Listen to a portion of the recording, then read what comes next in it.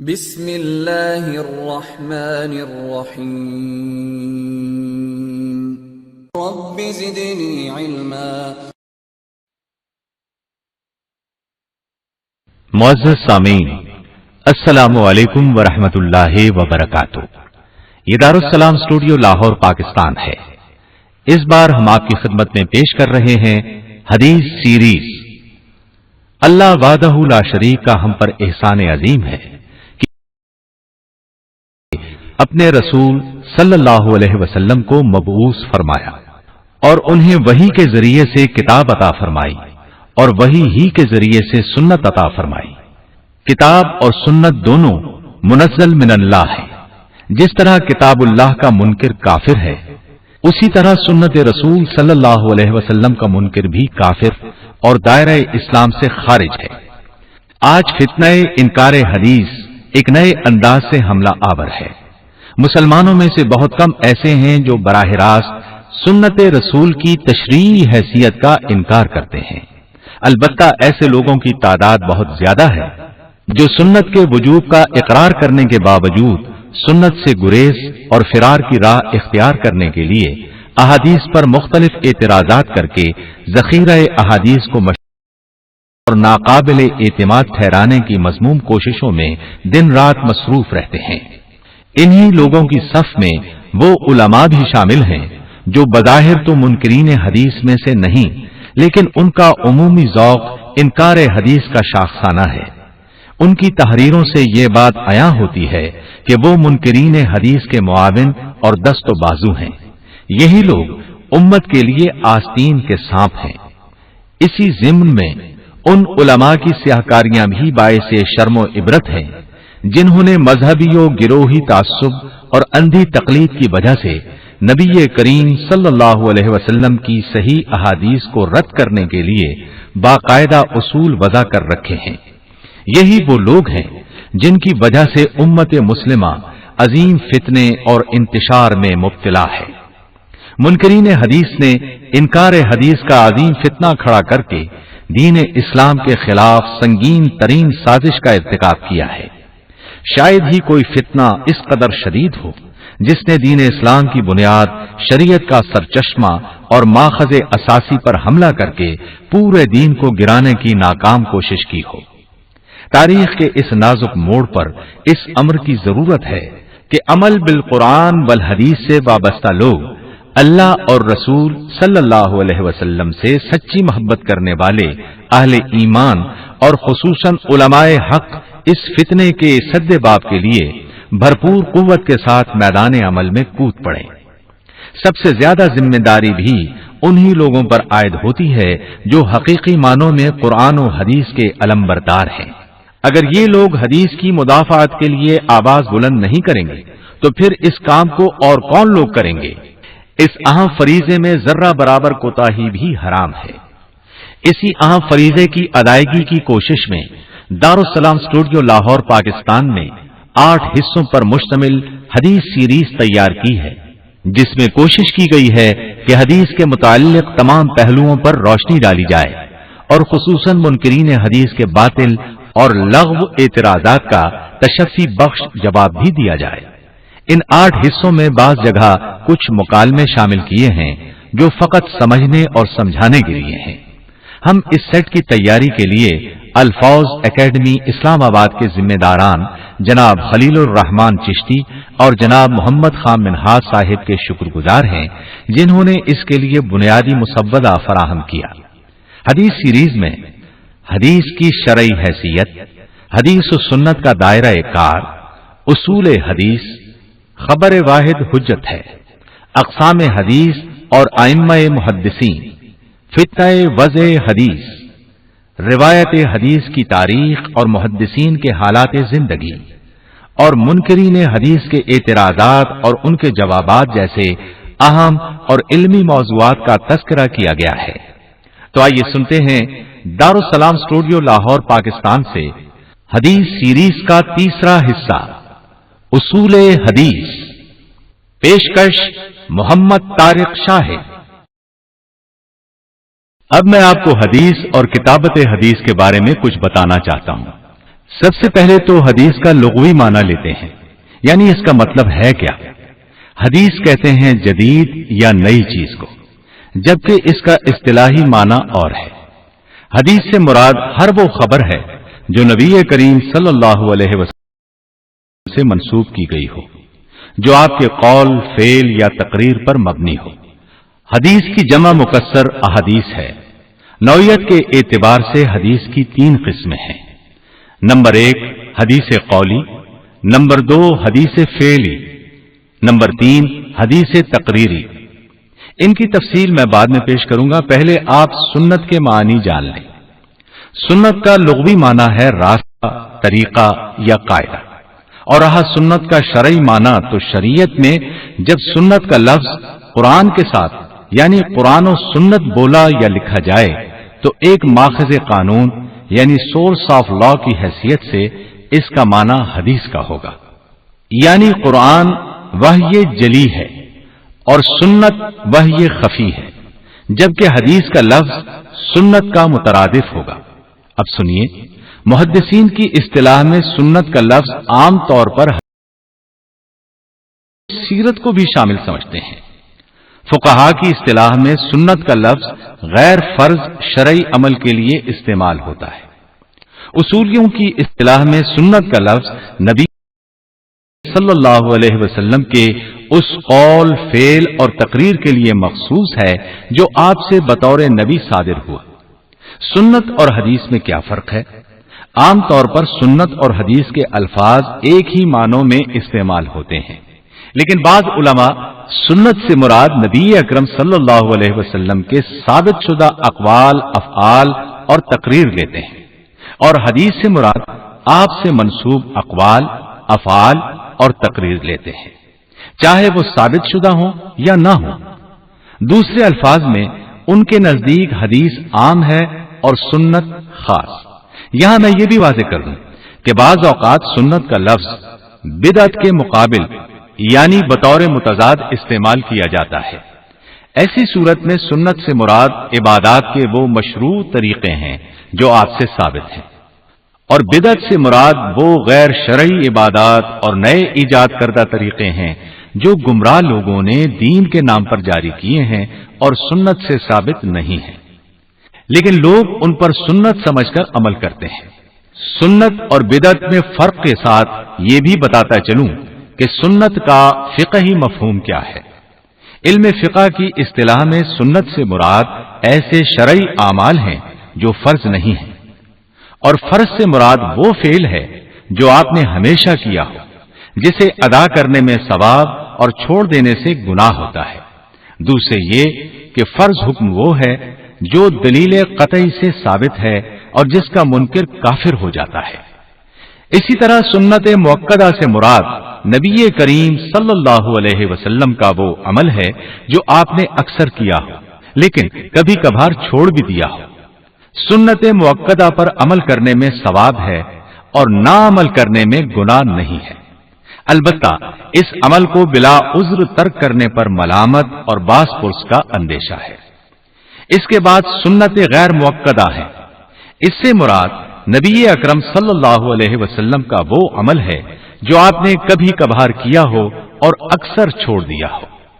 اس کے کرنے میں ثواب ہے اور نہ کرنے میں گناہ نہیں، اور یہ وہ سنت ہے جو بلا عذر بھی چھوڑی جا سکتی ہیں۔ یہاں یہ بات بھی ذہن نشین کر لیں کہ سنت کا چھوڑنا اور بات ہے، سنت کی تخفیف کرنا اور اس کو بے توقیر سمجھنا اور بات ہے۔ سنت کی بے توقیری انسان کو کفر تک لے جا سکتی ہے۔ اب ہم آتے ہیں فرض کی طرف۔ فرض کا حکم کبھی قرآن سے ثابت ہوتا ہے اور کبھی سنت سے۔ اسی طرح غیر فرض حکم یعنی فقہی سنت بھی قرآن اور سنت دونوں سے ثابت ہو سکتی ہے۔ اب پروفیسر ظفر اقبال صاحب آپ کو قرآن اور سنت سے فرض اور واجب کی مثالیں دیں گے۔ جی ہاں، کیوں نہیں۔ جو شخص کھڑا ہو سکتا ہو اس کے لیے نماز میں کھڑا ہونا فرض ہے۔ نماز میں قیام کی فرضیت پر پوری امت کا اجماع ہے۔ سورۃ البقرہ آیت 238 میں اللہ تعالیٰ کا ارشاد ہے، وَقُومُوا لِلَّهِ قَانِتِينَ، نماز کے لیے خشوع اور خضوع کے ساتھ کھڑے ہو جاؤ۔ اب دیکھیے قرآن کا ہر حکم فرضیت کا درجہ نہیں رکھتا۔ سورۃ المائدہ آیت 2 میں اللہ تعالی کا فرمان ہے وَإِذَا حَلَلْتُمْ فَاصْطَادُوا، اور جب تم احرام کھول دو تو شکار کرو۔ اس آیت سے بظاہر ایسا معلوم ہوتا ہے کہ احرام اتارنے کے بعد شکار کرنے کا حکم فرض کر دیا گیا ہے، لیکن یہ حکم فرضیت کا درجہ نہیں رکھتا، بلکہ اس کا مطلب یہ ہے کہ اگر تم چاہو تو شکار کر سکتے ہو۔ مطلب یہ کہ احرام کی حالت میں جو پابندی عائد تھی وہ اب ختم ہو چکی ہے۔ دراصل یہ قرآنی حکم مباح کا درجہ رکھتا ہے، یعنی اس کے کرنے میں نہ تو ثواب ہے اور نہ ہی نہ کرنے میں گناہ ہے۔ اب سنت سے ایک فرض کے حکم کی مثال سنیے۔ سنت سے یہ حکم صحیح بخاری میں ثابت ہے۔ نبی اکرم صلی اللہ علیہ وسلم نے فرمایا مسلمان کافر کا اور کافر مسلمان کا وارث نہیں ہو سکتا۔ اب یہ حکم فرض کے دائرے میں ہے، محض کوئی سفارش نہیں ہے۔ اب میں سنت یعنی حدیث سے ایک غیر فرض حکم یعنی سنت کی مثال دیتا ہوں۔ صحیح بخاری ہی میں نبی اکرم صلی اللہ علیہ وسلم کا فرمان ہے صلوا قبل صلاة المغرب قال في الثالثة لمن شاء خشية أن يتخذها الناس سنة، مغرب کی فرض نماز سے پہلے 2 رکعتیں نماز ادا کرو، اور تیسری مرتبہ فرمایا کہ جس کا جی چاہے، کیونکہ آپ پسند نہیں کرتے تھے کہ لوگ اسے لازمی سنت بنا لیں۔ یہ بات آپ نے 2 مرتبہ فرمائی، لیکن پھر اس خیال سے کہ اس کو فرض نہ بنا لیا جائے آپ نے فرمایا جس کا دل چاہے۔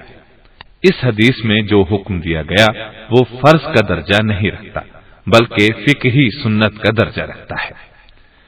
اب مولانا عبد الرحمان صاحب آپ کو کتابت حدیث کے بارے میں چند باتیں بتائیں گے تاکہ غلط فہمیوں کا ازالہ ہو جائے۔ جی میں عرض کرتا ہوں، سنیے۔ حدیث کی کتابت کے بارے میں صحابہ کے درمیان اختلاف واقع ہوا۔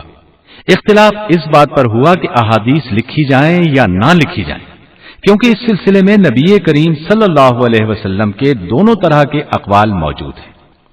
آپ نے پہلے کتابت حدیث سے منع فرمایا تھا، لیکن بعد میں اجازت دے دی تھی۔ اس طرح پہلا حکم منسوخ ہو گیا۔ آپ نے پہلے منع فرمایا تھا۔ اس بارے میں صحیح مسلم کی حدیث ملاحظہ فرمائیں۔ عن ابی سعید الخدری رضی اللہ عنہ ان رسول اللہ صلی اللہ علیہ وسلم قال لا تكتبوا عني ومن كتب عني غير القرآن فليمحه وحدثوا عني ولا حرج ومن كذب علي قال همام احسبه قال متعمدا فليتبوأ مقعده من النار۔ سیدنا ابو سعید خدری رضی اللہ عنہ سے روایت ہے، نبی کریم صلی اللہ علیہ وسلم نے فرمایا میری طرف سے کچھ نہ لکھو، اگر کسی نے قرآن کے علاوہ کچھ لکھا ہے تو اسے چاہیے کہ اسے مٹا دے، مجھ سے حدیث بیان کرو، کوئی مذائقہ نہیں، البتہ جس نے مجھ پر جانتے بوجھتے جھوٹ بولا وہ اپنا ٹھکانہ جہنم میں بنا لے۔ لیکن پھر اس کے بعد نبی کریم صلی اللہ علیہ وسلم نے احادیث لکھنے کی اجازت دے دی۔ اس بارے میں جامع ترمذی اور صحیح بخاری کی 2 احادیث پیش خدمت ہیں۔ نمبر 1، عن ابن مسعود قال قال رسول الله صلى الله عليه وسلم نزل الله امرأ سمع مقالتي فوعاها وحفظها وبلغها۔ اللہ تعالیٰ اس بندے کو تر و تازہ اور خوش و خرم رکھے جس نے میری بات سنی، اسے یاد کیا اور محفوظ رکھا اور پھر دوسروں تک اسے پہنچایا۔ نمبر 2، ایتونی بکتاب اکتب لکم کتابا لا تضلوا بعدہ۔ میرے پاس لکھنے کا سامان لاؤ کہ میں تمہیں ایک ایسی بات لکھوا دوں جس کے بعد تم گمراہ نہ ہوگے۔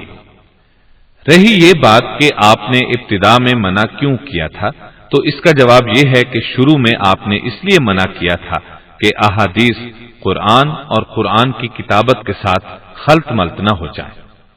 جب یہ اندیشہ باقی نہ رہا تو آپ نے احادیث لکھنے کی اجازت دے دی۔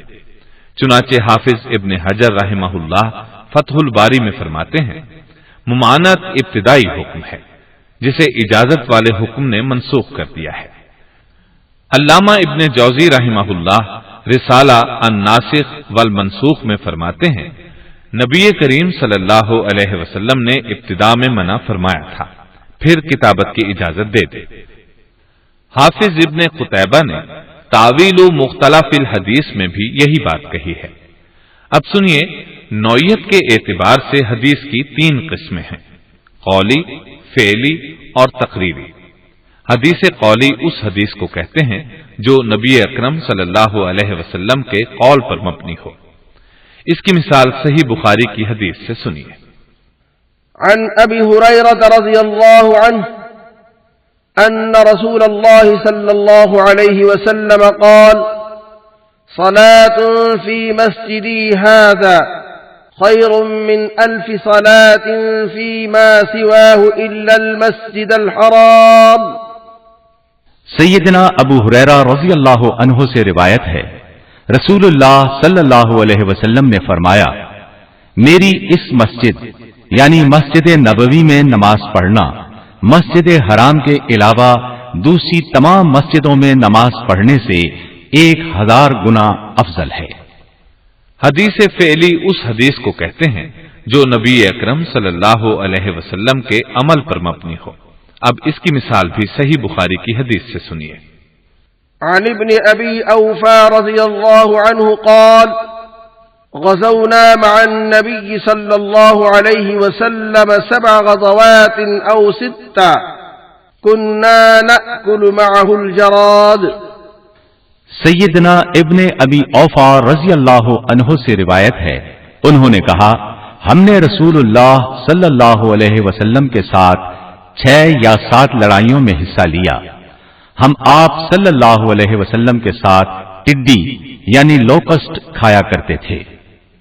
حدیث تقریری اس حدیث کو کہتے ہیں جو نبی اکرم صلی اللہ علیہ وسلم کا قول یا عمل نہ ہو بلکہ صحابہ کا قول یا عمل ہو، جو آپ کی موجودگی میں ہوا اور آپ نے اس پر خاموشی اختیار فرمائی، یا آپ کے سامنے کسی عمل کا ذکر کیا گیا اور آپ نے خاموشی اختیار فرما کر اس کے جواز کی سند عطا فرما دی۔ دوسرے الفاظ میں وہ عمل یا قول جسے نبی کریم صلی اللہ علیہ وسلم نے گوارا فرما لیا اور برقرار رکھا، ایسی حدیث حدیث تقریری کہلاتی ہے۔ اس کی مثال سنن ابی داؤد کی حدیث سے سنیے۔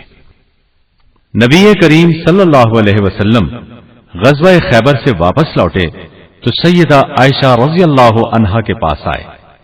اس وقت گھر کی الماری پر پردہ لٹک رہا تھا۔ اچانک ہوا چلی تو سیدہ عائشہ رضی اللہ عنہا کی پڑی ہوئی گڑیوں پر سے پردہ سرک گیا۔ تو رسول اللہ صلی اللہ علیہ وسلم نے پوچھا، اے عائشہ یہ کیا ہے؟ انہوں نے جواب دیا، یہ میری گڑیاں ہیں۔ نبی کریم صلی اللہ علیہ وسلم نے پوچھا، ان کے درمیان میں کیا دیکھ رہا ہوں؟ فرمایا، گھوڑا۔ پوچھا، اس گھوڑے کے اوپر کیا ہے؟ فرمایا، 2 پر ہیں۔ پوچھا، گھوڑا اور اس کے پر بھی؟ سیدہ عائشہ رضی اللہ عنہا نے جواب دیا، کیا آپ نے نہیں سنا کہ سیدنا سلیمان بن داؤد علیہ السلام کے گھوڑے پر والے تھے؟ سیدہ عائشہ رضی اللہ عنہا کی یہ باتیں سن کر نبی کریم صلی اللہ علیہ وسلم ہنس پڑے، یہاں تک کہ آپ کے دندان مبارک دکھائی دینے لگے۔ اس حدیث کے پیش نظر بعض علماء کا خیال ہے کہ اگرچہ مجسمے حرام ہیں لیکن چھوٹے بچوں کے کھلونے اس حکم میں نہیں آتے، بچوں کی گڑیاں اور گھوڑے وغیرہ جائز ہیں۔ اب دیکھیے، نبی اکرم صلی اللہ علیہ وسلم نے نہ تو ان کا حکم دیا نہ ان پر عمل کیا، لیکن سیدہ عائشہ صدیقہ رضی اللہ عنہا کے عمل کو گوارا فرمایا۔ حدیث تقریری کی ایک اور مثال سنن ابی داود ہی سے سنیے۔ عن قیس بن عمرو رضی اللہ عنہ قال رأى رسول الله صلى الله عليه وسلم رجلا يصلي بعد صلاة الصبح ركعتين فقال رسول الله صلى الله عليه وسلم صلاة الصبح ركعتان فقال الرجل إني لم أكن صليت الركعتين اللتين قبلهما فصليتهما الآن فسكت رسول الله صلى الله عليه وسلم. سیدنا قیس بن عمرو رضی اللہ عنہ کہتے ہیں نبی اکرم صلی اللہ علیہ وسلم نے ایک آدمی کو صبح کی نماز کے بعد 2 رکعتیں پڑھتے دیکھا تو فرمایا صبح کی نماز تو 2 رکعت ہے.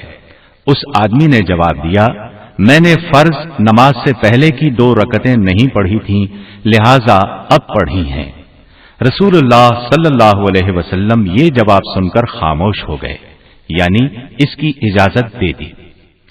اس حدیث سے تقریری سے معلوم ہوا کہ فجر کی فرض نماز کے بعد فجر کی سنتیں ادا کی جا سکتی ہیں. اس کے ساتھ ہی اب پروفیسر ظفر اقبال آپ کو علم روایت اور علم درایت کے بارے میں بتائیں گے. علم روایت وہ علم ہے جو نبی اکرم صلی اللہ علیہ وسلم سے منسوب احادیث کی نقل و روایت پر مشتمل ہوتا ہے، جبکہ علم درایت ان بحثوں پر مشتمل ہوتا ہے جس میں راوی اور مروی یعنی حدیث کی قبولیت اور عدم قبولیت کا جائزہ لیا جاتا ہے. دوسرے الفاظ میں علم درایت سے راوی کی شرطیں، روایت کی قسمیں اور روایت کے احکام کی معرفت حاصل ہوتی ہے. روایات یعنی احادیث کی قسموں اور ان کے معانی کے استخراج کا علم حاصل ہوتا ہے. اس کے ساتھ ہی میں حدیث کے اجزائے ترکیبی بھی بتاتا چلوں. پہلے نمبر پر اس کے 2 جز ہیں. نمبر 1 سند، نمبر 2 متن. کے اعتبار سے حدیث کے 5 جز ہیں: رسول اللہ صلی اللہ علیہ وسلم، صحابی، تابعی، تبع تابعی اور راوی. اب ترتیب وار ان اجزائے ترکیبی کے بارے میں سنیے. نمبر 1 سند. سند کے لغوی معنی سہارا کے ہیں، جبکہ اس کے اصطلاحی معنی راویوں کا وہ سلسلہ جو تبع تابعی، تابعی اور صحابی سے ہو کر اس متن تک پہنچتا ہے جو نبی اکرم صلی اللہ علیہ وسلم سے منسوب ہے. سند کی مثال یہ ہے: الاعمش عن ابراہیم عن القمہ عن عبداللہ قال قال رسول اللہ صلی اللہ علیہ وسلم. یہ ایک سند ہے. اس سند میں پہلے نمبر پر امام اعمش راوی ہیں جو اپنے استاد ابراہیم نخعی رحمہ اللہ سے روایت کرتے ہیں، اور ابراہیم نخعی اپنے استاد القمہ تابعی سے روایت کرتے ہیں، اور القمہ رحمہ اللہ سیدنا عبداللہ بن مسعود رضی اللہ عنہ سے روایت کرتے ہیں، اور سیدنا عبداللہ بن مسعود رضی اللہ عنہ نبی اکرم صلی اللہ علیہ وسلم سے بیان کرتے ہیں. یہ تفصیل تھی سند کی. اب میں متن کے بارے میں بتاتا ہوں. متن کا لغوی معنی زمین کا وہ سخت حصہ ہے جو سطح سے کچھ بلند ہو، اور علم حدیث کی اصطلاح میں متن کلام کا وہ حصہ ہے جو سند کے ختم ہونے پر شروع ہوتا ہے. اس کو ہم یوں بھی کہہ سکتے ہیں کہ متن دراصل نبی کریم صلی اللہ علیہ وسلم سے منسوب الفاظ کے مجموعے کا نام ہے. اس کی مثال سنیں. صحیح بخاری کی ایک حدیث ہے: حدثنا عبد الله بن يوسف عن مالك عن أبي الزناد عن الأعرج عن أبي هريرة أن رسول الله صلى الله عليه وسلم قال إذا شرب الكلب في إناء أحدكم فليغسله 7. یعنی جب کتا تمہارے کسی آدمی کے برتن میں سے پی لے تو اسے چاہیے کہ اس برتن کو 7 مرتبہ دھو لے. مذکورہ حدیث میں اذا سے لے کر 7 تک کے الفاظ متن ہیں. یہ بات بھی جان لیں کہ محدثین کے نزدیک ایک ہی متن کی کئی روایات مختلف سندوں سے بھی ملتی ہیں. ان کو الگ الگ حدیث کہا جائے گا. یہاں ہم ایک حدیث پیش کرتے ہیں. اس ایک حدیث کو 11 صحابہ، 13 تابعین اور 28 تبع تابعین نے روایت کیا ہے. محدثین کی اصطلاح میں یہ 28 الگ الگ احادیث ہیں، حالانکہ ان سب کا متن ایک ہی ہے. وہ حدیث یہ ہے: ویل للأعقاب من النار. خشک ایڑیوں کے لیے آگ کا عذاب ہے. یعنی وضو کے دوران میں اگر ایڑیاں خشک رہ گئیں تو وضو بھی ناقص ہوگا اور خشک ایڑیاں جہنم کا ایندھن بھی بنیں گی۔ یہ بھی سن لیں، صحیح بخاری میں نبی اکرم صلی اللہ علیہ وسلم نے اپنے صحابہ، تابعین اور تبع تابعین کے بارے میں فرمایا ہے، خیر امتی قرنی ثم الذین یلونہم ثم الذین یلونہم، میرے بہترین امتی میرے زمانے کے لوگ ہیں، یعنی صحابہ، پھر وہ لوگ جنہوں نے ان صحابہ کا زمانہ پایا، یعنی تابعین، پھر وہ لوگ جنہوں نے ان تابعین کا زمانہ پایا، یعنی تبع تابعین۔ یہاں سے بات کریں گے مولانا عبد الرحمان صاحب اور آپ کو 8 صحابہ کے شجروں کے بارے میں بتائیں گے۔ جی ہاں، ضرور۔ جن 8 صحابہ کا ہم تذکرہ کرنے والے ہیں، یہ 8 صحابہ دراصل احادیث کے سب سے بڑے راوی ہیں۔ انہوں نے کثرت سے احادیث روایت کی ہیں۔ ان کے نام یہ ہیں: سیدنا ابو ہریرہ، سیدنا عبداللہ بن عمر، سیدنا انس بن مالک، سیدہ عائشہ صدیقہ، سیدنا عبداللہ بن عباس، سیدنا جابر بن عبداللہ، سیدنا ابو سعید خدری اور سیدنا عبداللہ بن مسعود رضی اللہ عنہم۔ لگے ہاتھوں میں ان کے مختصر حالات اور شجرہائے روایت کو بیان کرتا ہوں۔ نمبر 1، سیدنا ابو ہریرہ رضی اللہ عنہ۔ ان کی روایات سب سے زیادہ ہے۔ ابن مخلد رحمہ اللہ نے مسند میں ان کی 5374 حدیثیں روایت کی ہیں۔ سیدنا ابو ہریرہ رضی اللہ عنہ کا اصل نام عبد الرحمن بن صخر تھا۔ آپ قبیلہ ازد کی ایک شاخ بنو دوس بن عدنان سے تعلق رکھتے تھے۔ سیدنا ابو ہریرہ 7 ہجری میں غزوہ خیبر کے موقع پر ایمان لائے۔ آپ 57 ہجری میں عقیق کے مقام پر فوت ہوئے۔ اگرچہ آپ رسول اکرم صلی اللہ علیہ وسلم کے ساتھ صرف 4-5 سال رہے، لیکن جتنا عرصہ بھی ساتھ رہے، آپ کے ساتھ سائے کی طرح رہے۔ رسول اکرم صلی اللہ علیہ وسلم کی ہر بات یاد کر لیتے تھے۔ صحیح بخاری، صحیح مسلم اور جامع ترمذی میں ان سے روایت ہے کہ میں نے عرض کیا، اے اللہ کے رسول صلی اللہ علیہ وسلم، میں آپ سے کئی باتیں سنتا ہوں اور وہ میں بھول جاتا ہوں۔ نبی کریم صلی اللہ علیہ وسلم نے فرمایا، ذرا اپنی چادر پھیلاؤ۔ میں نے چادر پھیلا دی۔ آپ نے اپنے دونوں ہاتھوں کی چلو بنائی اور میری چادر میں ڈال دی اور فرمایا، چادر کو لپیٹ لو۔ میں نے چادر کو اپنے بدن پر لپیٹ لیا، پھر اس کے بعد میں کوئی چیز نہیں بھولا۔ سیدنا ابو ہریرہ رضی اللہ عنہ سیدنا عمر رضی اللہ عنہ کے زمانے میں بحرین کے عامل تھے۔ سیدنا امیر معاویہ رضی اللہ عنہ کے زمانے میں، یعنی سن 40 ہجری تا 60 ہجری میں، آپ کو مدینہ منورہ کا امیر مقرر کیا گیا۔ آپ کی عمر 28 سال تھی جب آپ ایمان لائے۔ 50 سال تک علم حاصل کرتے رہے۔ 78 برس کی عمر میں وفات پائی۔ رسول اکرم صلی اللہ علیہ وسلم نے آپ کے لیے خاص دعا فرمائی تھی۔ آپ کو دراصل بھولنے کا مرض تھا۔ رسول اکرم صلی اللہ علیہ وسلم سے اس مرض کی شکایت کی تو آپ نے ان کے لیے خصوصی دعا فرمائی۔ اس دعا کا اثر یہ ہوا کہ پھر آپ کبھی نہیں بھولے۔ سیدنا ابو ہریرہ رضی اللہ عنہ نے نبی کریم صلی اللہ علیہ وسلم، سیدنا ابو بکر، سیدنا عمر، سیدنا عثمان، سیدنا ابی بن کعب، سیدنا اسامہ بن زید، سیدہ عائشہ اور دیگر صحابہ رضی اللہ عنہم سے حدیثیں روایت کی ہیں۔ جن راویوں نے سیدنا ابو ہریرہ سے حدیثیں روایت کی ہیں، ان کی تعداد 800 سے بھی متجاوز ہے۔ ان روایت کنندگان میں اہم اہل علم صحابہ میں سے سیدنا عبداللہ بن عباس، سیدنا عبداللہ بن عمر، سیدنا جابر بن عبداللہ اور انس بن مالک رضی اللہ عنہم جیسے اکابر صحابہ کرام شامل تھے۔ علماء تابعین میں سے سعید بن مسیب، ابن سیرین، اکرمہ، مجاہد اور امام شعبی رحمت اللہ علیہم نے آپ سے حدیثیں روایت کی۔ اس کے ساتھ ہی یہ بھی سن لیں کہ سیدنا ابو ہریرہ رضی اللہ عنہ تک جو صحیح ترین سند پہنچتی ہے وہ یہ ہے: مالک عن ابن شہاب الزہری عن سعید ابن مسیب عن ابی ہریرہ رضی اللہ عنہ۔ یہ تھا ذکر احادیث کے سب سے بڑے راوی سیدنا ابو ہریرہ رضی اللہ عنہ کا۔ ان کے بعد ہم ذکر کریں گے سیدنا عبداللہ بن عمر رضی اللہ عنہما کا۔ ان سے 2630 احادیث روایت کی گئی ہیں۔ یہ سیدنا عمر رضی اللہ عنہ سیدہ حفصہ رضی اللہ عنہا کے بھائی تھے۔ آپ بعثت نبوی کے کچھ ہی عرصہ بعد پیدا ہوئے، اپنے والد کے ساتھ ایمان لائے۔ انہوں نے اپنے والد کے ساتھ مکہ معظمہ سے مدینہ منورہ کی طرف ہجرت کی۔ غزوہ احد کے بعد انہوں نے بہت سی لڑائیوں میں حصہ لیا۔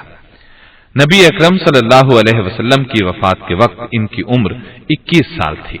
امام مالک رحمہ اللہ اور امام زہری رحمہ اللہ کا قول ہے، سیدنا عبداللہ بن عمر رضی اللہ عنہما پر رسول اللہ صلی اللہ علیہ وسلم اور صحابہ کرام رضی اللہ عنہم کے امور میں سے کوئی چیز پوشیدہ نہ تھی۔ سیدنا عبداللہ بن عمر رضی اللہ عنہ، سیدنا ابو بکر صدیق، سیدنا عثمان، سیدہ عائشہ، سیدنا عبداللہ بن مسعود اور اپنی ہمشیرہ ام المؤمنین سیدہ حفصہ رضی اللہ عنہم سے حدیثیں روایت کی۔ آپ سے بھی بہت سے لوگوں نے احادیث روایت کی، مثلا سعید ابن مسیب، حسن بصری، ابن شہاب زہری، ابن سیرین، نافع، مجاہد، طاؤس اور اکرمہ رحمہ اللہ علیہم۔ عبداللہ بن عمر رضی اللہ عنہما کی صحیح ترین سند کو سلسلۃ الذہب یعنی سونے کی زنجیر کہتے ہیں، اور وہ یہ ہے: مالک ان نافع ان عبداللہ بن عمر رضی اللہ عنہما۔ سیدنا عبداللہ بن عمر رضی اللہ عنہما نے 73 ہجری میں وفات پائی۔ ان کے بعد احادیث کے بہت بڑے راوی سیدنا انس بن مالک رضی اللہ عنہ ہیں۔ ان سے روایت کردہ احادیث کی تعداد 2286 ہے۔ یہ رسول اللہ صلی اللہ علیہ وسلم کے خادم خاص تھے۔ 10 سال کی عمر میں آپ کی خدمت میں لائے گئے۔ جب غزوہ بدر ہوا اس وقت یہ چھوٹے تھے، اس لیے اس لڑائی میں شریک نہیں ہو سکے، لیکن اس کے بعد غزوات میں شریک ہوئے۔ حجاج بن یوسف نے آپ کو ستانا شروع کیا تو آپ مجبور ہو کر بصرہ چلے گئے۔ 103 سال کی عمر میں انتقال فرمایا۔ آپ کی اولاد کثرت سے تھی۔ سیدنا ابو ہریرہ رضی اللہ عنہ ان کے بارے میں فرماتے ہیں کہ رسول اللہ صلی اللہ علیہ وسلم کی نماز سے ان کی نماز سب سے زیادہ ملتی جلتی تھی۔ علامہ ابن سیرین رحمہ اللہ فرماتے ہیں کہ سیدنا انس حضر اور سفر میں سب لوگوں سے بہتر نماز پڑھا کرتے تھے۔ آپ سے جن مشہور حضرات نے احادیث روایت کی وہ یہ ہیں: سعید بن جبیر، ابن سیرین بن مالک، حسن بصری، قتادہ، امام ابن شہاب زہری، ربیعہ الرائے، عبد المالک بن عمیر، عبداللہ بن دینار اور حمید الطویل رحمت اللہ علیہم۔ سیدنا انس بن مالک رضی اللہ عنہ کی صحیح ترین سند یہ ہے: امام مالک عن الزہری ان انس ان رسول اللہ صلی اللہ علیہ وسلم۔ ان کے بعد ہے ام المومنین سیدہ عائشہ صدیقہ رضی اللہ عنہا۔ آپ سیدنا ابو بکر صدیق رضی اللہ عنہ کی صاحبزادی ہیں۔ اللہ تعالیٰ نے انہیں زبردست حافظہ عطا فرمایا تھا۔ آپ شیخ علم انصاب اور ایام العرب کی زبردست عالمہ تھی، بہت بڑی فقیہہ تھی، مجتہد تھی اور مسائل کا استنباط بھی کرتی تھی۔ آپ کی روایت کردہ احادیث کی تعداد 2210 ہے۔ سیدہ عائشہ اپنے والد سیدنا ابو بکر، ان کے علاوہ سیدنا عمر، سیدنا سعد بن ابی وقاص، سیدنا اسید بن حذیر اور دیگر سینئر صحابہ رضی اللہ عنہم سے روایت کرتی ہیں، اور آپ سے سیدنا ابو ہریرہ، سیدنا ابو موسیٰ اشعری، سیدنا زید بن خالد الجوہنی اور سیدنا صفیہ بنت شیبہ رضی اللہ عنہم نے روایت کی ہے۔ تابعین میں سے سعید بن مسیب، علقمہ بن قیس، مسروق بن اجدع، عائشہ بنت طلحہ، امرہ بنت عبد الرحمن اور حفصہ بنت سیرین رحمت اللہ علیہم وغیرہ نے روایت کی ہے۔ سیدہ عائشہ نے 57 ہجری میں وفات پائی۔ آپ کی نماز جنازہ سیدنا ابو ہریرہ رضی اللہ عنہ نے پڑھائی۔ تک پہنچنے والی 2 صحیح ترین سندیں یہ ہیں: نمبر 1 یحییٰ بن سعید ان عبید اللہ ابن عمر ابن حفص ان قاسم ابن محمد ابن ابی بکر ان عائشہ رضی اللہ عنہا۔ نمبر 2، امام زہری عن ہشام ابن عروہ عن عروہ بن زبیر عن عائشہ رضی اللہ عنہا۔ عروہ بن زبیر سیدہ عائشہ صدیقہ کے بھانجے اور سیدہ اسماء بنت ابی بکر رضی اللہ عنہا اور سیدنا زبیر بن عوام رضی اللہ عنہ کے بیٹے تھے، اور قاسم بن محمد بن ابی بکر سیدہ عائشہ رضی اللہ عنہا کے بھتیجے اور سیدنا ابو بکر صدیق رضی اللہ عنہ کے پوتے تھے۔ ان سے اگلے راوی سیدنا عبداللہ بن عباس رضی اللہ عنہما ہیں۔ ان کی روایت کردہ احادیث کی تعداد 1660 ہے۔ سیدنا عبداللہ بن عباس رضی اللہ عنہما رسول اللہ صلی اللہ علیہ وسلم کے چچا زاد بھائی ہیں۔ رسول اللہ صلی اللہ علیہ وسلم نے ان کے لیے خصوصی دعا فرمائی۔ نبی کریم صلی اللہ علیہ وسلم کی وفات کے وقت ان کی عمر 14-15 سال تھی۔ آپ نے طائف کے مقام پر سن 68 ہجری میں وفات پائی۔ ابن عباس رضی اللہ عنہما نے سیدنا عمر، سیدنا ابی بن کعب، سیدنا معاذ بن جبل اور سیدنا ابو ذر غفاری رضی اللہ عنہم سے روایت کی ہے۔ خود عبداللہ بن عباس رضی اللہ عنہما سے عبداللہ بن عمر، انس بن مالک، سہل بن حنیف رضی اللہ عنہم اور ان کے آزاد کردہ غلام اکرمہ رحمہ اللہ نے روایت کی ہے۔ عبداللہ بن عباس نہایت ذہین و فہیم تھے۔ سیدنا عمر جیسے جلیل القدر صحابی ان سے مشورہ لیا کرتے تھے۔ سیدنا عمر کے زمانے میں بدری شیوخ کی محفل میں انہیں بھی دعوت دی جاتی تھی، جبکہ یہ اس وقت نوجوان تھے۔ فقہ میں سیدنا ابن عباس رضی اللہ عنہما یگانہ روزگار تھے۔ ان کی تفسیری روایات کی تعداد بھی بہت زیادہ ہے، جن سے قرآن مجید کے مطالب سامنے آتے ہیں۔ سیدنا مجاہد اور سعید بن جبیر نے آپ سے تفسیر روایت کی ہے۔ امام نسائی کے نزدیک سیدنا عبداللہ بن عباس رضی اللہ عنہما تک پہنچنے والی صحیح ترین سند یہ ہے۔ زہری عن عبید اللہ ابن عبداللہ ابن عتبہ عن عبداللہ ابن عباس رضی اللہ عنہم۔ اور اب گفتگو کریں گے پروفیسر ظفر اقبال صاحب۔ جی بہتر۔ چھٹے نمبر پر سیدنا جابر بن عبداللہ انصاری خزرجی رضی اللہ عنہما ہیں۔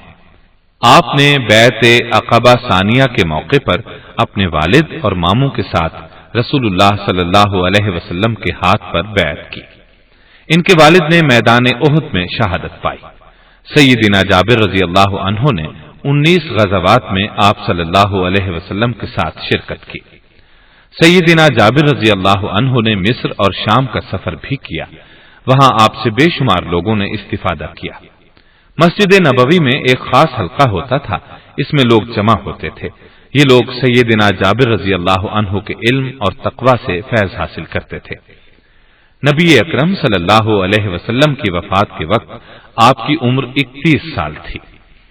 آپ نے 37 ہجری میں جنگ صفین میں سیدنا علی رضی اللہ عنہ کی طرف سے شرکت کی۔ آخری عمر میں حجاج بن یوسف کے ظلم کا شکار رہے۔ 94 برس کی عمر میں 74 ہجری میں آپ نے انتقال کیا۔ آپ سے مروی حدیثوں کی تعداد 1540 ہے۔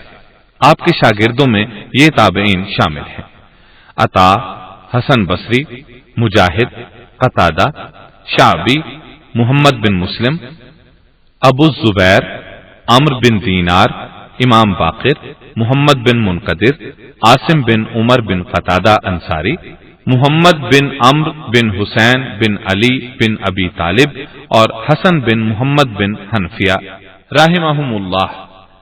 آپ کی صحیح ترین سند اہل مکہ سے یہ ہے: سفیان ابن عیینہ عن عمرو بن دینار عن جابر ابن عبداللہ الرسول اللہ صلی اللہ علیہ وسلم۔ ان کے بعد باری آتی ہے سیدنا ابو سعید خدری رضی اللہ عنہ کی۔ آپ کا پورا نام سعد بن مالک بن سنان خدری ہے۔ انصار کے قبیلے خزرج سے تعلق تھا۔ آپ کی کنیت ابو سعید تھی۔ ان کے والد کا نام مالک بن سنان رضی اللہ عنہ تھا، جو غزوہ احد میں شہید ہوئے۔ مالک بن سنان رضی اللہ عنہ نے غزوہ احد کے موقع پر اپنے بیٹے سعد یعنی ابو سعید خدری رضی اللہ عنہ کو بھی پیش کیا تھا، لیکن اس وقت ان کی عمر صرف 13 سال تھی۔ کم سنی کے سبب جنگ میں شریک نہیں کیے گئے۔ اس کے بعد 12 غزوات میں شرکت کی، ان میں غزوہ خندق اور غزوہ بنی مستلق شامل ہیں۔ آپ نہایت عابد، زاہد، بے باک، حق گو اور باعمل تھے۔ 74 ہجری میں 84 سال کی عمر میں وفات پائی۔ سیدنا ابو سعید خدری رضی اللہ عنہ رسول اللہ صلی اللہ علیہ وسلم سے براہ راست اور بالواسطہ اپنے والد مالک بن سنان رضی اللہ عنہ اور اپنے بھائی قتادہ بن نعمان، سیدنا ابو بکر، عمر، عثمان، علی، زید بن ثابت، ابو قتادہ انصاری، عبداللہ بن سلام، اسید بن حزیر، ابن عباس، ابو موسیٰ اشعری، امیر معاویہ اور جابر بن عبداللہ رضی اللہ عنہم سے روایت کرتے ہیں۔ سیدنا ابو سعید خدری رضی اللہ عنہ سے خود ان کے بیٹے عبد الرحمن بن سعد بن مالک، ان کی بیوی سیدہ زینب بنت کعب بن اجرہ، سیدنا ابن عباس، ابن عمر، جابر بن عبداللہ، زید بن ثابت اور ابو امامہ بن سہیل رضی اللہ عنہم وغیرہ نے روایت کی ہے۔ سیدنا ابو سعید خدری رضی اللہ عنہ نے 1170 احادیث روایت کی ہیں، ان میں سے 46 احادیث صحیح بخاری اور صحیح مسلم دونوں میں موجود ہیں، جبکہ 16 احادیث صرف صحیح بخاری میں اور 52 احادیث صرف صحیح مسلم میں روایت ہوئی ہیں۔ سیدنا ابو سعید خدری رضی اللہ عنہ کے بعد ہم ذکر کریں گے سیدنا عبداللہ بن مسعود رضی اللہ عنہ کا۔ نبی اکرم صلی اللہ علیہ وسلم کے ساتھ تمام غزوات میں شریک رہے۔ غزوہ بدر میں ابو جہل کو قتل کیا۔ 20 ہجری میں سیدنا عمر رضی اللہ عنہ نے آپ کو کوفے کا قاضی مقرر فرمایا۔ کوفے سے واپسی پر راستے میں ربضہ کے مقام پر سیدنا ابو ذر غفاری رضی اللہ عنہ کی نماز جنازہ پڑھائی۔ آپ نے تقریباً 63 سال کی عمر پائی۔ 32 ہجری میں مدینہ منورہ میں انتقال فرمایا۔ عفان رضی اللہ عنہ نے نماز جنازہ پڑھائی۔ سیدنا عبداللہ بن مسعود رضی اللہ عنہ سیدنا عمر اور سیدنا سعد بن معاذ رضی اللہ عنہما سے روایت کرتے ہیں۔ سیدنا عبداللہ بن مسعود رضی اللہ عنہ سیدنا عبداللہ بن عمر، سیدنا عبداللہ بن عباس، سیدنا عبداللہ بن زبیر، سیدنا عبداللہ بن عمرو بن عاص، سیدنا انس بن مالک، سیدنا جابر بن عبداللہ اور سیدنا ابو موسیٰ اشعری رضی اللہ عنہم روایت کرتے ہیں۔ تابعین میں سے علقمہ، مسروق اور قاضی شریح رحمہم اللہ وغیرہ نے آپ سے روایت کی ہے۔ آپ کی مرویات کی تعداد 848 ہے۔ آپ تک پہنچنے والی صحیح ترین سند یہ ہے: سفیان ثوری عن منصور ابن معتمر عن ابراہیم النخعی عن علقمہ عن عبداللہ ابن مسعود رضی اللہ عنہ۔ یہ تذکرہ تھا احادیث کثرت سے روایت کرنے والے 8 صحابہ کا۔ اب مولانا عبد الرحمن آپ کو قبولیت اور عدم قبولیت کے اعتبار سے احادیث کی قسموں کے متعلق بتائیں گے۔ جی ہاں، کیوں نہیں۔ قبولیت اور عدم قبولیت کے اعتبار سے احادیث کی 2 قسمیں ہیں، مقبول اور مردود۔ پھر آگے مقبول احادیث کی بھی 2 قسمیں ہیں۔ نمبر 1 حدیث صحیح، نمبر 2 حدیث حسن۔ اور مردود احادیث کی بھی 2 قسمیں ہیں، نمبر 1 ضعیف، نمبر 2 موضوع۔ مردود احادیث 3 وجوہ کی بنا پر رد کی جاتی ہیں۔ نمبر 1 سند کے سقوط کے سبب، یعنی اگر سند منقطع ہو اور درمیان میں کوئی راوی غائب ہو۔ نمبر 2 راویوں کے اختلاف کے سبب، یعنی اگر کوئی راوی ثقہ راویوں سے اختلاف کرے تب بھی حدیث ضعیف ہو جاتی ہے۔ نمبر 3 طعن راوی کے سبب، اگر راوی مطعون ہو اور اس کا کردار مشتبہ ہو تب بھی حدیث ضعیف ہو جاتی ہے۔ اب حدیث مقبول کی پہلی قسم کے بارے میں سنیے۔ علم حدیث کی اصطلاح میں حدیث صحیح وہ حدیث ہے جس میں 5 شرطیں پائی جاتی ہوں۔ نمبر 1 اتصال سند، یعنی راوی نے اپنے پیشرو کے واسطے سے حدیث حاصل کی ہو۔ نمبر 2 راوی عادل ہوں، یعنی حدیث کے تمام راوی مسلمان ہوں، ثقہ ہوں، فاجر نہ ہوں۔ نمبر 3 راوی حافظ ہوں، ہر راوی میں قوت ضبط اور حفظ ہو، سننے اور سمجھنے میں ثبت ہو۔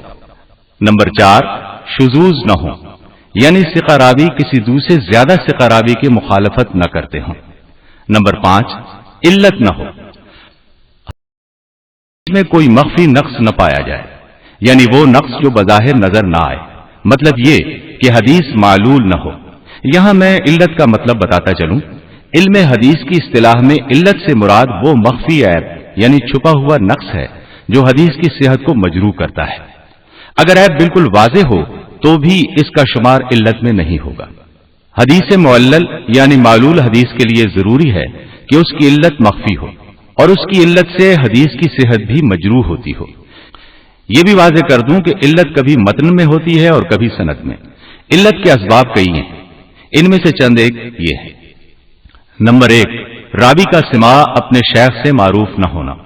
نمبر 2، تابعی کو روایت میں وہم ہو جانا جبکہ صحابی سے روایت محفوظ ہو۔ نمبر 3، روایت میں آنا نہ ہو اور ایک راوی ساقط ہو جس کا علم دیگر طرق سے ہو جائے۔ نمبر 4، راوی کا شیخ سے سماع ثابت ہو لیکن اس خاص حدیث کا سماع ثابت نہ ہو۔ اب علت کی مثال سنیں۔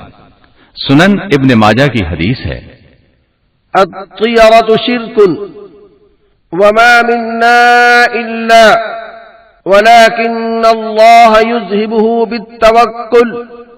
شگون لینا شرک ہے اور نہیں ہم میں سے ہر ایک مگر اللہ تعالی توکل کے ذریعے سے اسے دور کر دیتا ہے۔ یہ حدیث بظاہر سند و متن کے لحاظ سے صحیح ہے، لیکن اس حدیث میں وما منا الا کے الفاظ معلول ہیں۔ امام بخاری کہتے ہیں سلیمان بن حرب کے نزدیک یہ سیدنا عبداللہ بن مسعود رضی اللہ عنہ کے الفاظ ہیں۔ اس حدیث کو ابن مسعود رضی اللہ عنہ سے کئی اور لوگوں نے اس اضافے کے بغیر روایت کیا ہے۔ اب شذوذ کے بارے میں بتاتا چلوں۔ شذوذ جمع ہے شاذ کی۔ جب کوئی ثقہ راوی اپنے سے بہتر شخص کی مخالفت کرے گا تو وہ حدیث شاذ ہوگی۔ مطلب یہ کہ اگر منفرد راوی اپنے سے زیادہ ثقہ راوی کی مخالفت کرے جو حفظ اور ضبط میں اس سے بہتر ہو تو ایسی شاذ روایت کو مسترد کر دیا جائے گا۔ شذوذ سند میں بھی ممکن ہے اور متن میں بھی۔ متن کے اعتبار سے شذوذ کی مثال سنیے۔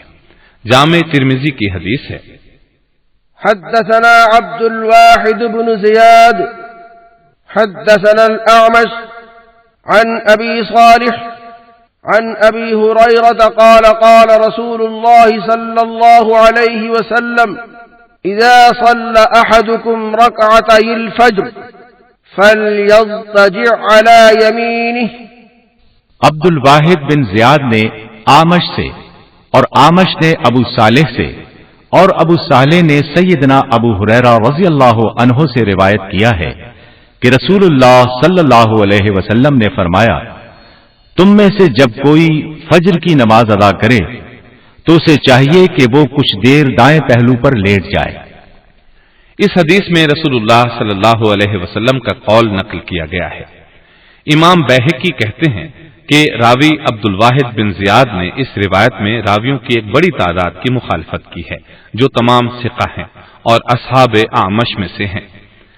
دیگر تمام راویوں نے اس حدیث کو نبی کریم صلی اللہ علیہ وسلم کے فعل کے طور پر بیان کیا ہے، جبکہ عبد الواحد بن زیاد نے اسے رسول اللہ صلی اللہ علیہ وسلم کے قول کے طور پر، اس لیے یہ حدیث شاذ ہے۔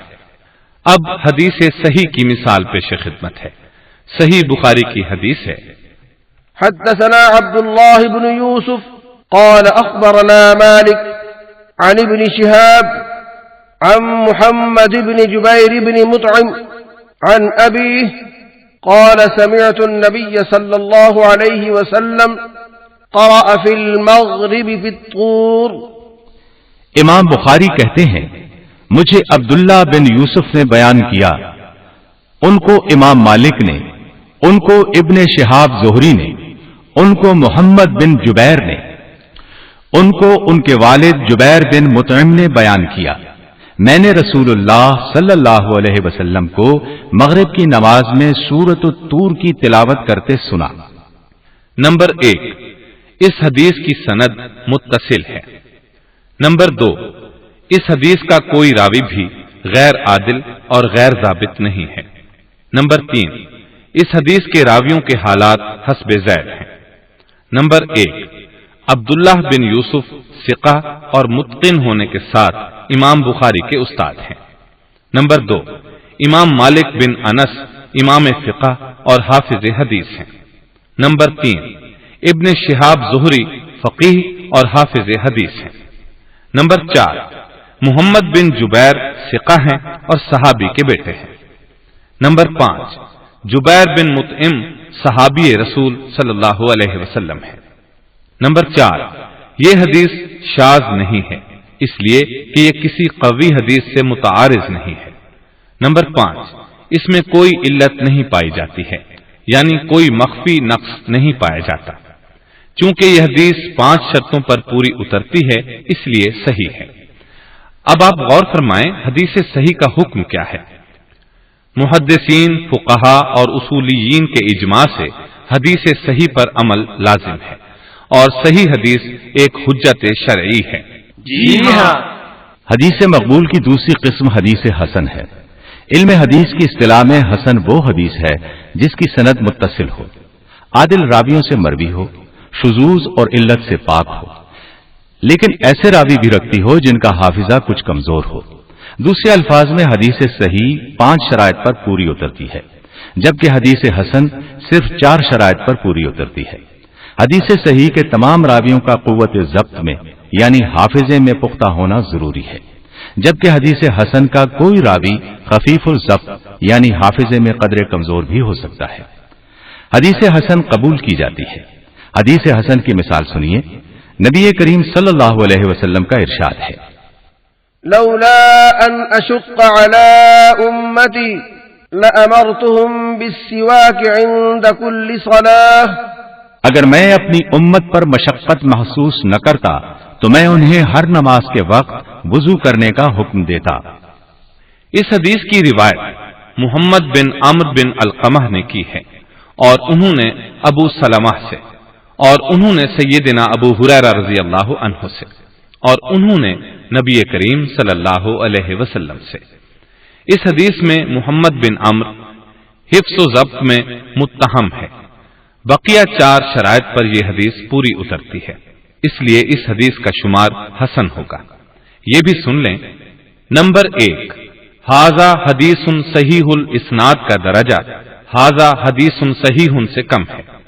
نمبر 2، ھذا حدیث حسن الاسناد کا درجہ ھذا حدیث حسن سے کم ہے۔ صحیح الاسناد کا مطلب یہ ہے کہ حدیث صرف صحیح سند رکھتی ہے، جبکہ متن کا جائزہ نہیں لیا گیا۔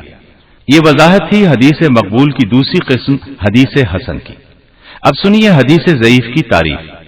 ہر وہ روایت جو اپنے اندر حسن حدیث کی 4 ضروری شرائط نہیں رکھتی وہ ضعیف یا مردود کہلاتی۔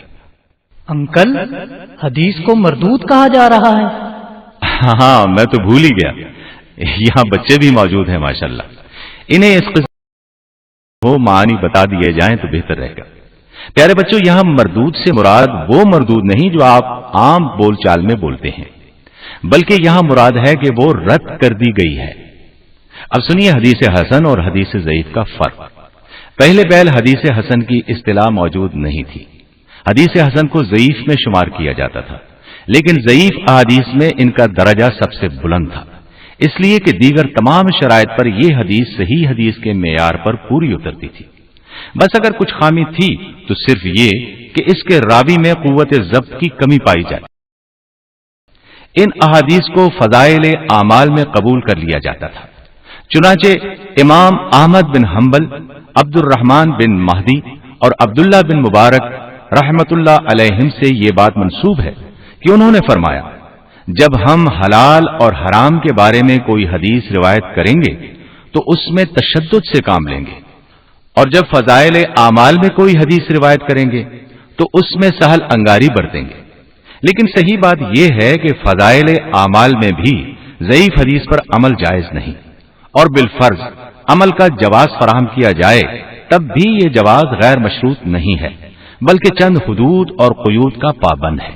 اس سلسلے میں ان تینوں بزرگوں کا ایک قول مشہور ہے، اور وہ یہ ہے، يجوز العمل بالحديث الضعيف في فضائل الأعمال، فضائل اعمال کے سلسلے میں ضعیف حدیث پر عمل کرنا جائز ہے۔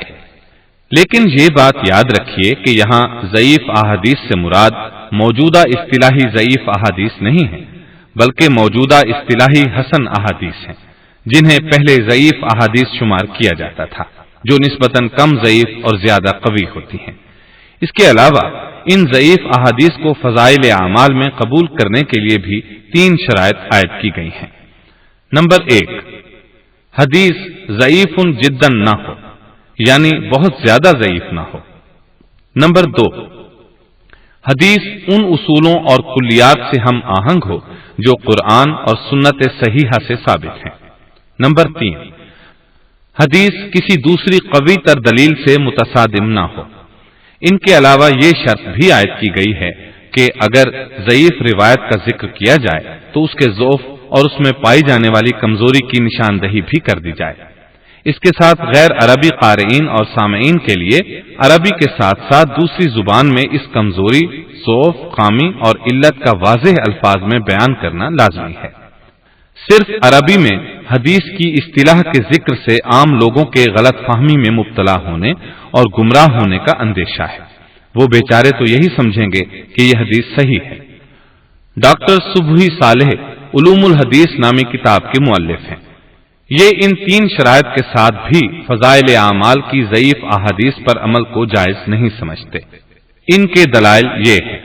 نمبر 1، ہمارے پاس صحیح احادیث اور حسن احادیث کی اتنی کثیر تعداد موجود ہے کہ ان کے ہوتے ہوئے ہمیں ضعیف احادیث کو استعمال کرنے کی ضرورت نہیں۔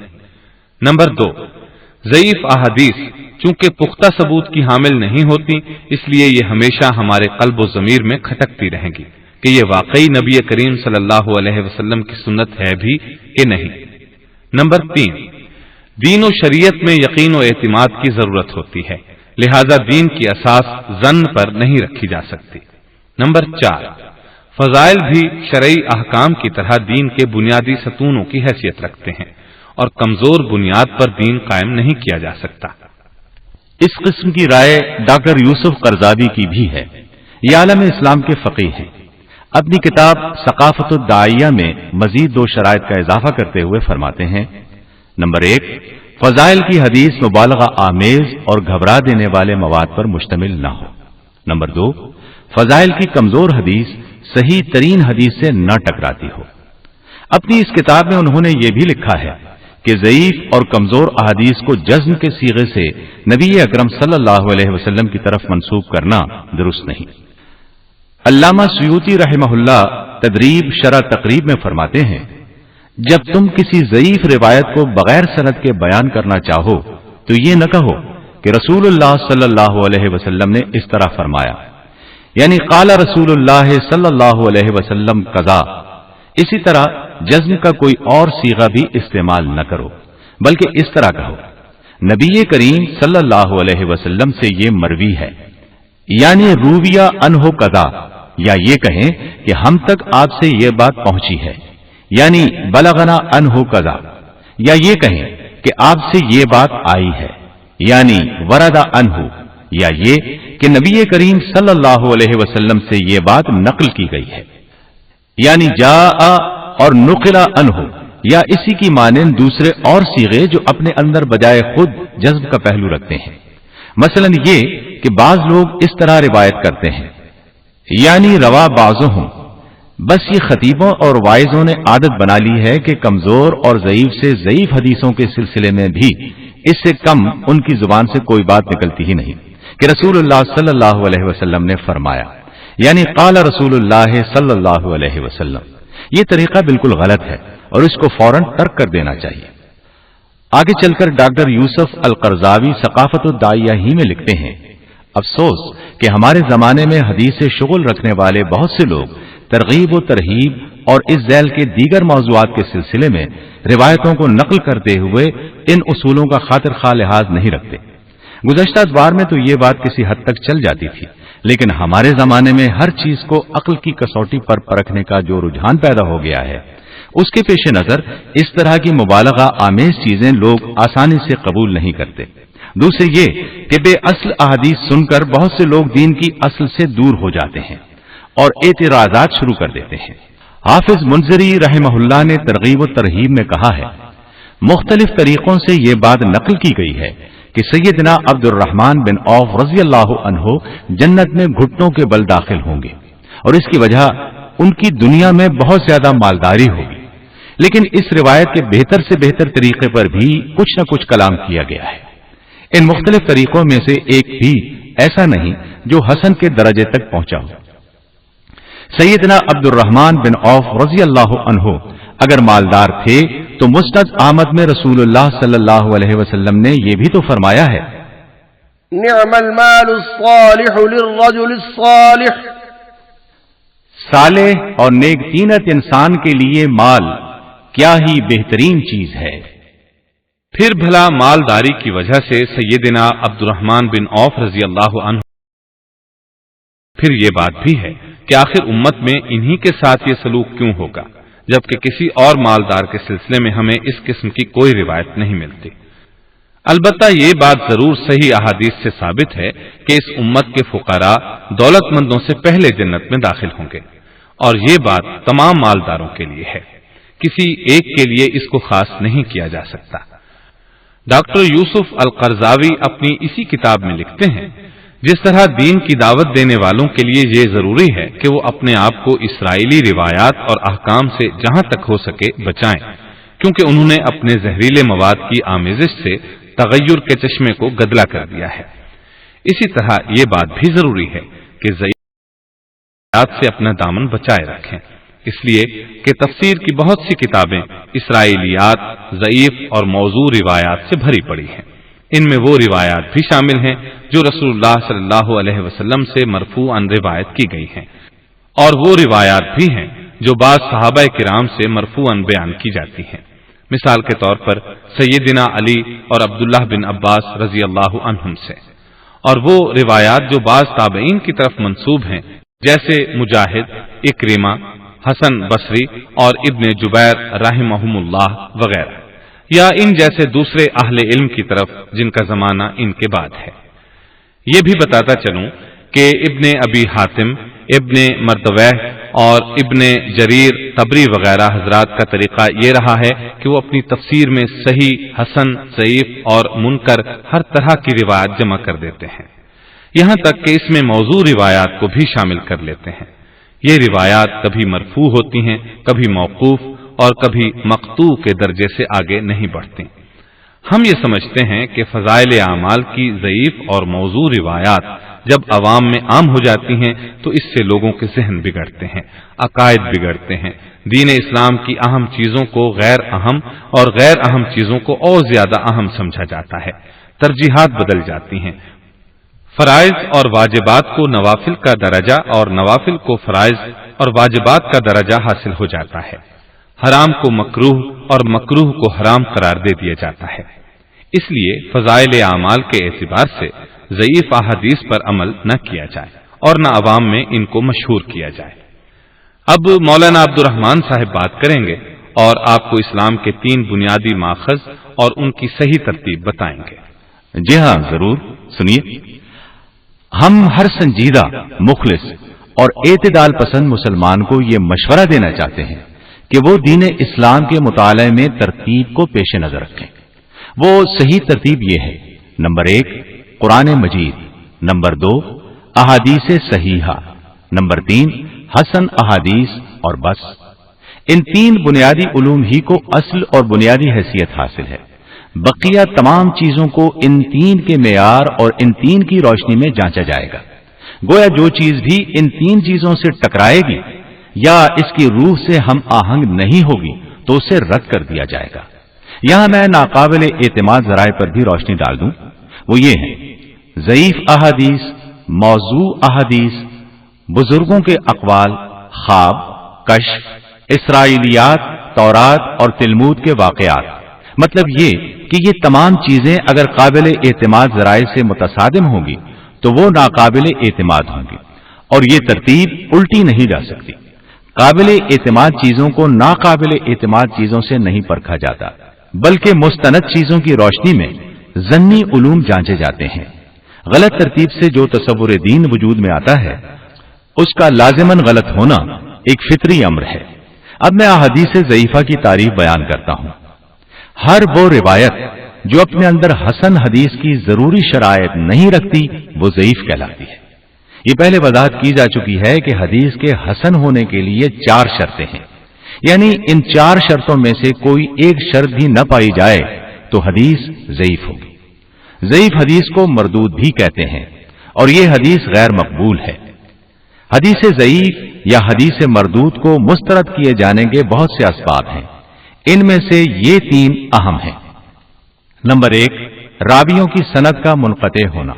نمبر 2، راویوں کی عدالت پر طعن کا وارد ہونا۔ نمبر 3، راویوں کا ثقہ راویوں کی روایات سے اختلاف کرنا۔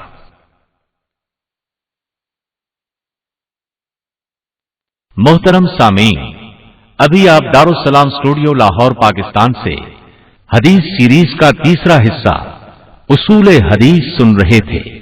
حدیث سیریز جیسی انوکھی پیشکش کی طرح ہم اس قسم کے اہم موضوعات منتخب کر دلکش انداز اور بہترین ریکارڈنگ کے ساتھ آپ تک پہنچا رہے ہیں۔ الحمدللہ ہماری 500 سے زائد کیسٹس اور سیریز اس وقت مارکیٹ میں دستیاب ہیں اور ہم مزید موضوعات کو تلاش کر رہے ہیں۔ اس طرح یہ سلسلہ جاری و ساری رہے گا انشاءاللہ۔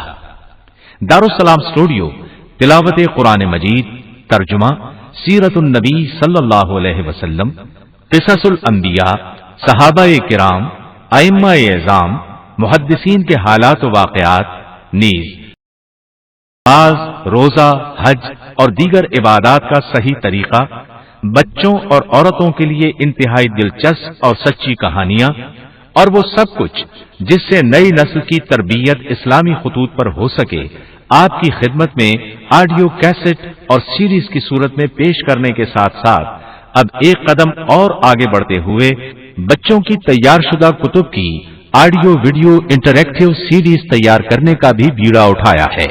انشاءاللہ یہ ویڈیو سیریز بچوں کی کردار سازی میں اہم کردار ادا کریں گی۔ الحمدللہ ان میں سے متعدد سیریز مارکیٹ میں دستیاب ہیں۔ الیکٹرانک میڈیا اور عصر حاضر کے جدید تقاضوں کے مطابق اب خوبصورت کمپیوٹر گرافکس کے ساتھ قرآن مجید کا ترجمہ و تلاوت 30 ویڈیو DVDs پر مشتمل دلکش البم پیکنگ میں پیش کرنے کا اعزاز بھی دارالسلام اسٹوڈیو لاہور پاکستان حاصل کر رہا ہے۔ دارالسلام اسٹوڈیو دارالسلام پبلشرز اینڈ ڈسٹریبیوٹرز کا ایک حصہ ہے جو اسلامی کتب کی اشاعت کا بین الاقوامی ادارہ ہے، جس کا ہیڈ آفس سعودی عرب کے دارالحکومت ریاض میں واقع ہے، جس کے مینیجنگ ڈائریکٹر